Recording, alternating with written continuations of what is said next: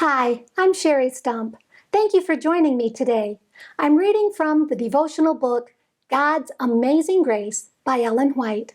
Today's reading is May 20, found on page 148. The title of today's devotion is Encourages Christ-likeness.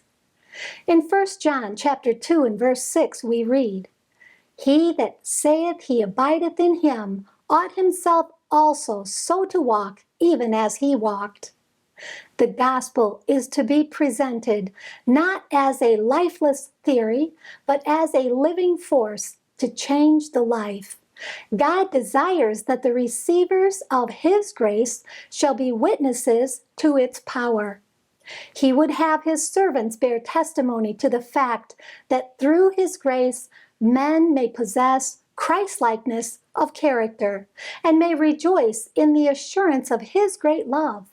He would have us bear testimony to the fact that He cannot be satisfied until the human race are reclaimed and reinstated in their holy privileges as His sons and daughters. God's people are to be distinguished as a people who serve Him fully, wholeheartedly, taking no honor to themselves, and remembering that by a most solemn covenant, they have bound themselves to serve the Lord and Him only. God requires perfection of His children. His law is a transcript of His own character, and it is the standard of all character.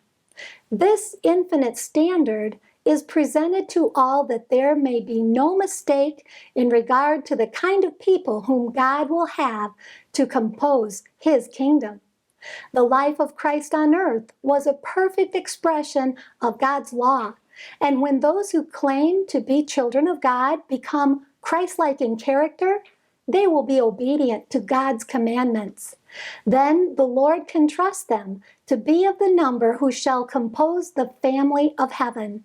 Clothed in the glorious apparel of Christ's righteousness, they have a place at the King's feast.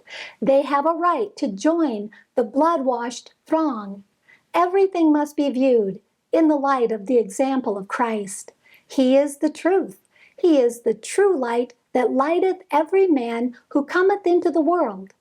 Listen to His words, copy His example in self-denial and self-sacrifice, and look to the merits of Christ for the glory in character which He possesses to be bestowed on you. Those who follow Christ live not to please themselves. Human standards are like feeble reeds. The Lord's standard is perfection of character. Thank you for being with me today. Please join me tomorrow when we'll read about how to obey God with all our hearts.